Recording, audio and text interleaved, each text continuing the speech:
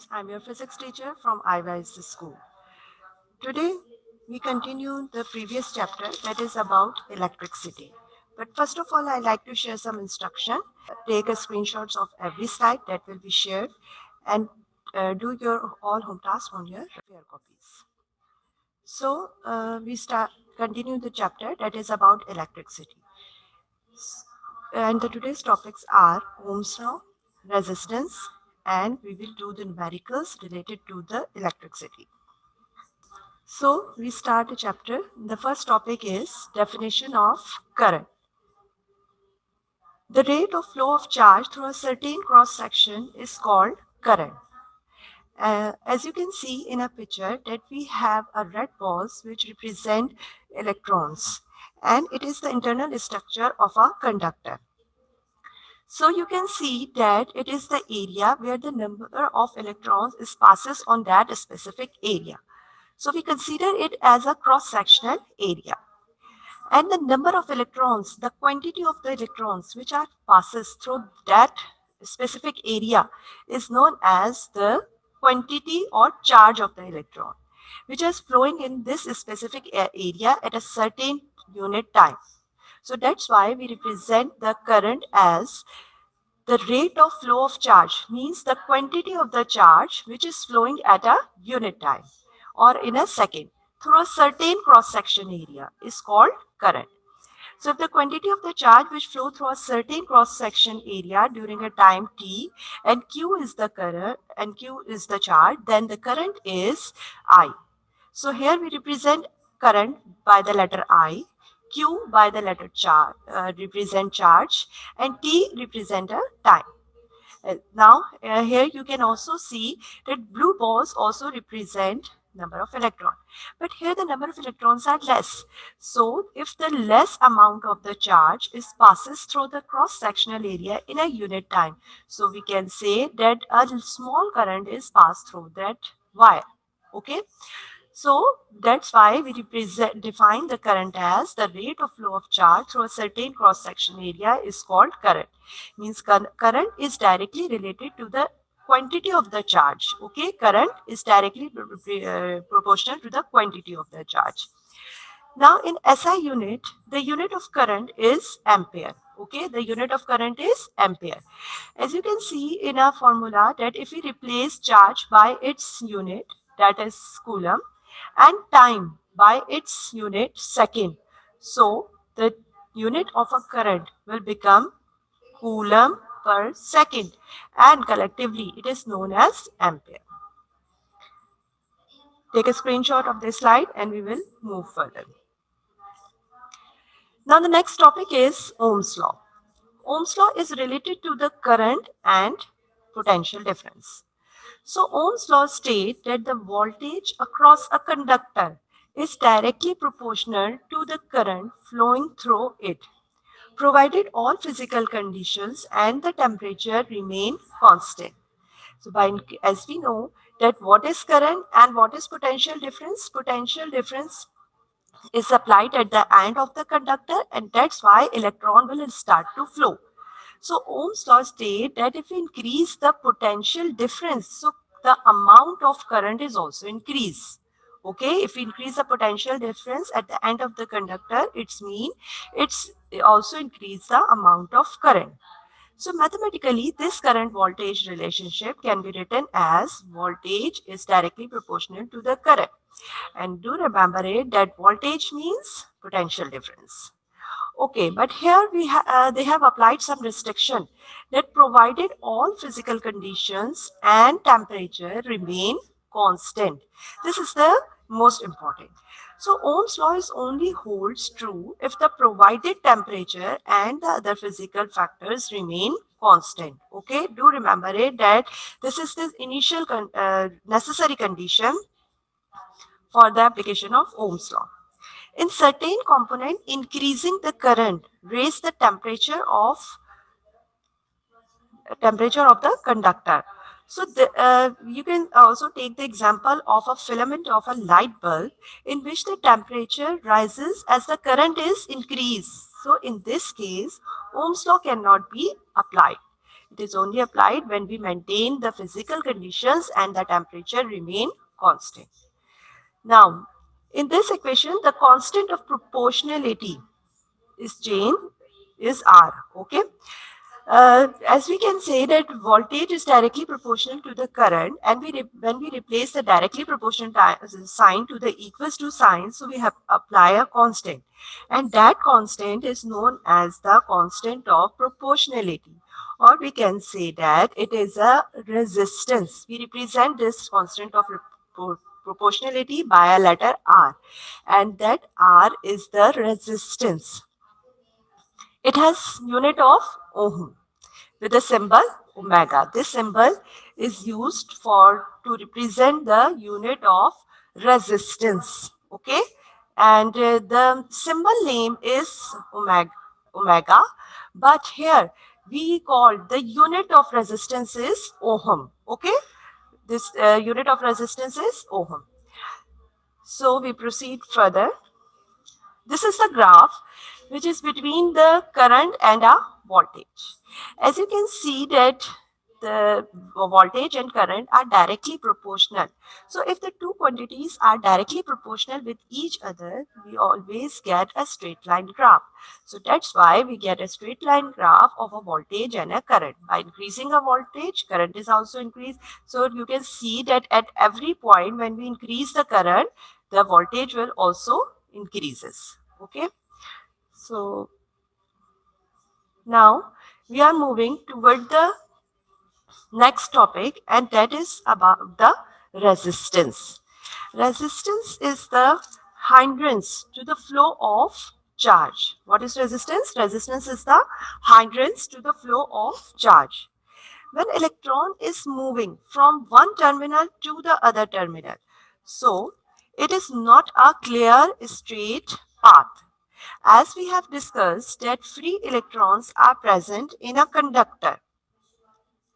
The free electrons in the wire are in the random positions or in a scattered form. So due to this random motion of electron is that the number of electron passing through at two ends of a wire is same, and no charge appear to flow through the wire. And when we apply the potential difference at the end of the wire, so these electrons are pushed to move along a certain direction and the current start to flow. Okay, I hope you will understand. I repeat that when electron is moving from one terminal to the other terminal, so it is not a clear straight path. As we have discussed that electrons are present in a conductor and the free electrons in the wire are in the random position or in a scattered form. So due to this random motion of electron, the number of electron passing through the two ends of the wire is same and no charge appear to flow. But when we apply the potential difference across the end of the wire, so electrons get a push to move in a circuit in a certain direction, and we can say that the current is start to flow. So the rate at which the charge flow from terminal to terminal is the result of two combined effects of the two quantities. Okay, what is that? The rate at which the charge flow from terminal to terminal is the result of the combined effect of two quantities, that is potential difference and the resistance. Okay, there are two quantities are present, potential difference, resistance, due to which the electrons are move in a circuit, but they will act in an inverse position. Like potential difference encourage electrons to flow in a circuit, but resistance discourage it. Resistance provide obstacle in the motion of the electrons. It do not allow the electron to flow frequently in a circuit. So potential difference at the end of the conductor provide drift velocity to electrons. Okay, it provide a drift velocity to electron. As I told you that it is a push, so it's provide a velocity to electron, and due to this drift velocity, current is established. Okay, but what the potential difference do? Potential difference at the end of the conductor provide drift velocity to the electron, and due to this drift velocity, current is established in a conductor. But when the electrons are moving with this drift velocity, so they collide with each other and with the atoms as well. Okay, when the electrons are moving with the drift velocity, so they collide with the other with each other and with the atoms as well. So due to this due to this electron find obstacle in their motion, and this hindrance in their motion is called resistance. Okay, so you can easily understand it by considering the example that you were in a room where many students are present. So you all were collide with each other, but if the number of students are less, so you are not collide with each other. Similarly, or we can also define it that the property of a substance which oppose the flow of current is called resistance. Okay, what is that? The property of a substance which oppose the flow of current is called resistance. I hope you will understand that what is resistance. As you can see in a diagram, that there are many electrons which are present in that specific conductor, and they all are in a they all are in a random motion. As you can see that red balls indicate the electrons and the blue balls indicates the atom. So when this electron try to move from one point to another, it has to face the collision with the atoms. And do remember that there is not only a one electron, there are many other electrons. So these electrons are collide with each other and as well as with the atoms. And due to which it faced the obstacles, the hindrance between its flow, and that is known as the resistance. That hindrance that in a motion is known as a resistance. Now here you can see that if the resistance is more, so less current will be flow in a circuit, and when when the resistance is less, so more current will be flow in a circuit. Okay, if the resistance is more, so less current will be flow, and if the resistance is less, so more current will be flow. Okay, so you have to remember, can you explain me that what is the relation between the resistance and the flow of current? Can you say that more, here the resistance is more and here the current is less, so it makes an inverse relation. Okay, so the flow of charge through the wires, we can also understand it by considering the example of a water, that the flow of charge through the wire is often compared to the flow of water through the pipes. As water get resistance when it collide with the walls of the pipe, so the pipe it collide with the walls of the pipe or the pipe surfaces as well. Its mean resistance offered by the obstacle that are present in its path. So it is the resistance that hinder the water flow and reduce both its flow rate and its drift velocity. Okay, so you can easily understand that how it how the resistance provided in a conductor. And do remember one more thing, that resistance is present in every conductor. Okay, resistance is present in every conductor. As you can see in this diagrams, it is the internal structure of a conductor.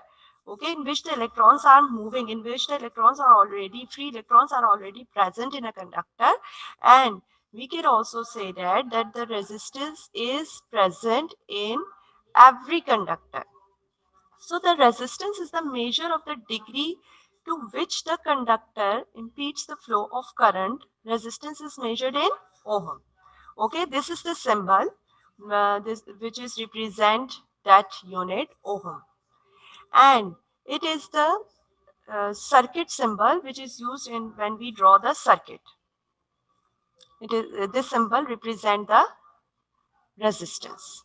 Okay, here you can see that electric voltage push the electrons to move in a circuit, but here the electric resistance try to stop the flow of electron, or it slow down the velocity, drift velocity of the electron. It try to slow down the electrons. Okay, so now we can understand the definition of a resistance. The electric resistance is the measure of the opposition to motion of free electron due to their continuous bumping with the atom of the conductor. Or we can say that the constant ratio of potential difference to current is called resistance R of the wire of the conductor. Okay, the constant ratio of potential difference to the current is called resistance. Means this is the mathematical definition of a resistance, that V over I is equals to R. The constant ratio V represent potential difference to current I, V over I. If we want to find the here is the unit of resistance. In SI unit, the unit of resistance is ohm. As I told you that we represented by the ohm. And this is the symbol omega, which is used to represent the ohm. If the potential difference across the end of the resistance, so how we define the 1 ohm, as I told you that what is 1 ohm? 1 ohm means cool potential difference per current, or we can say that potential difference per ampere. So how we define the ohm? If the potential difference across the end of the resistor is 1 volt and the resulting current is 1 ampere, then the resistance offered by the conductor is 1 ohm. What is ohm? Ohm is the uh, ratio of potential difference and current. So if we applied a 1 volt of potential difference and the 1 ampere current is passing through it, so it's mean the 1 ampere current is passing, 1 ohm is the resistance which is offered by that conductor. As I told you that resistance is present in every conductor. Okay. Now, here are the factors on which the resistance depend. So, resistance is depend upon the nature of a conductor.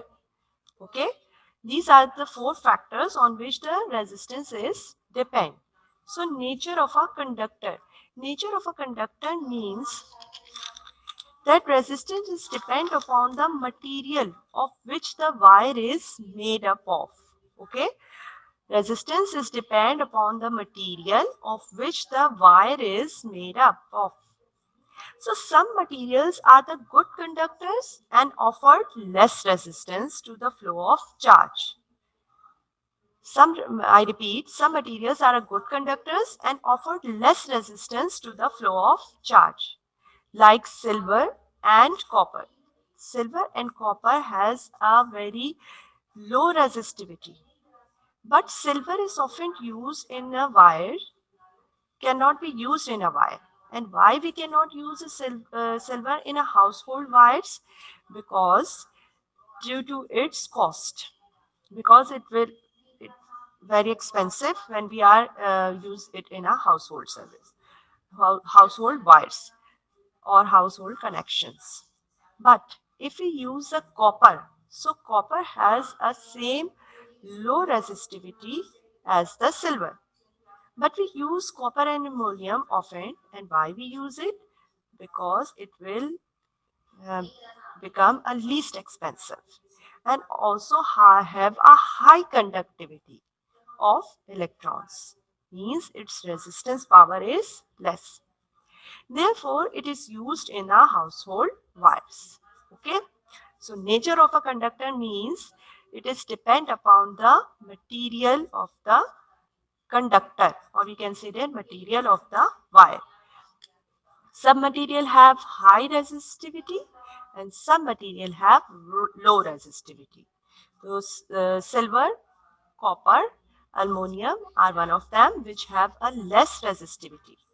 But we are using copper and aluminum in our household wires. And why we use them? Because it will become a least expensive and silver become a very expensive, and that's why we are not using. Now the second factor is length of a conductor. So length of a conductor is directly proportional to the resistance. And how it is directly proportional to the resistance?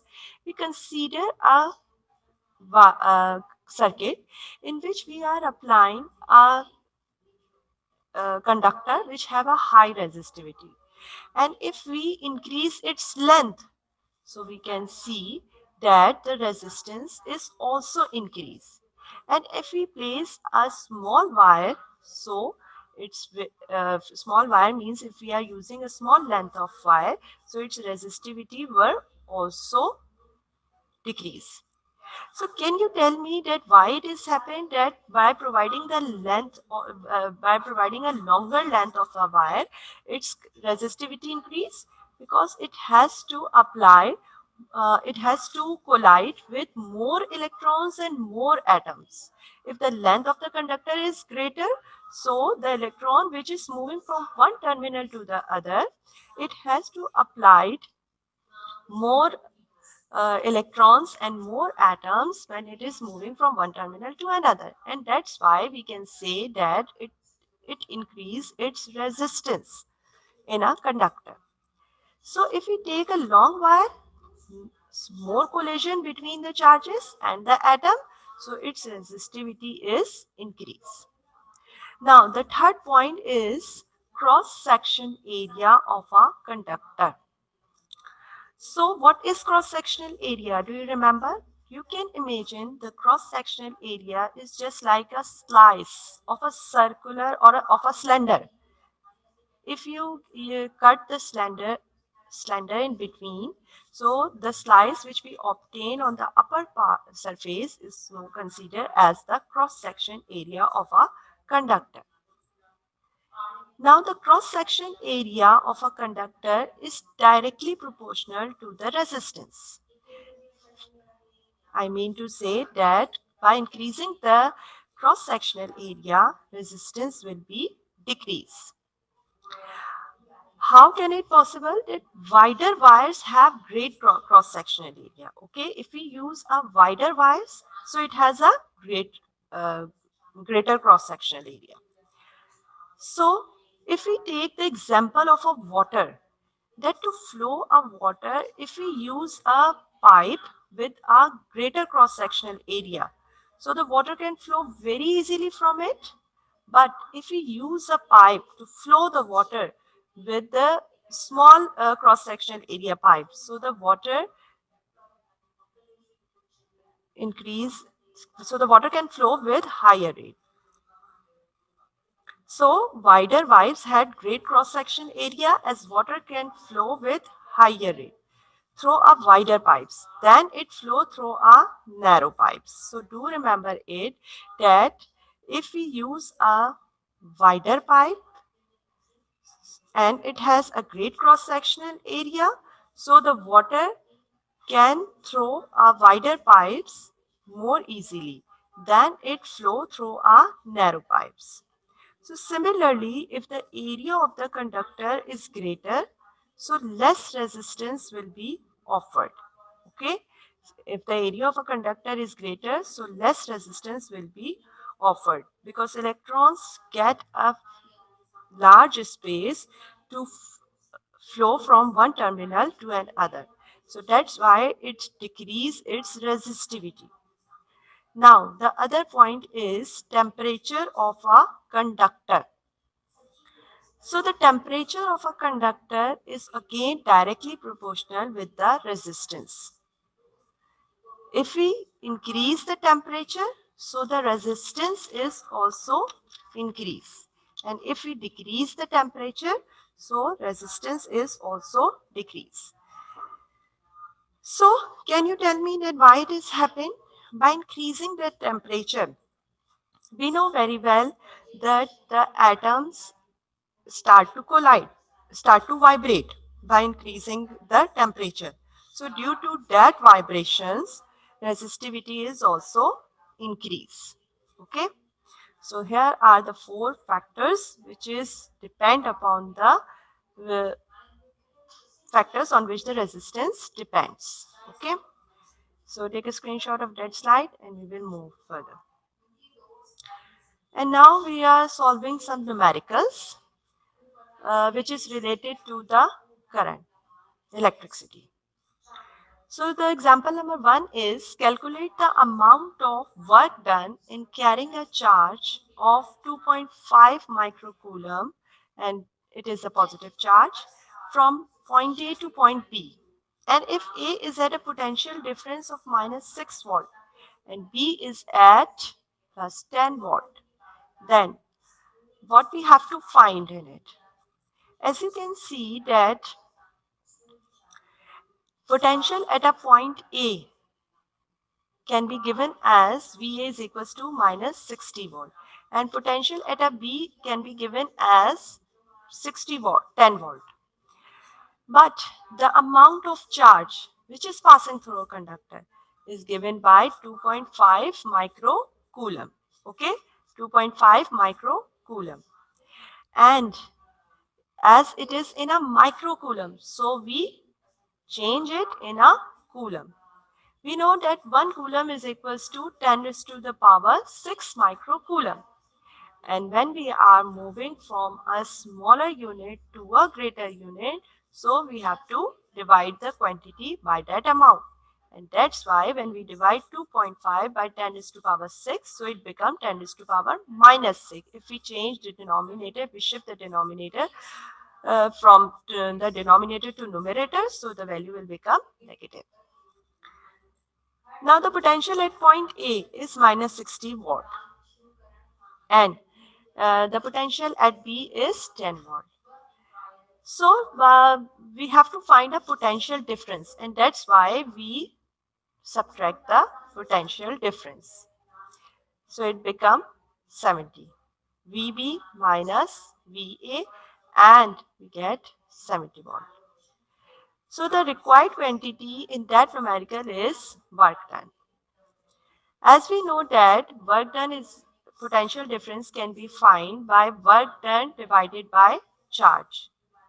Okay, it is a formula through which we can find the work done. It is the formula for potential difference. So we have to find the work done. So we shift the denominator toward the other side and it will multiply with the volt. So, and this is transformation of the work done. And now we replace the quantities by its value, that we replace by the 70 volt because it is a difference. And charge Q is replaced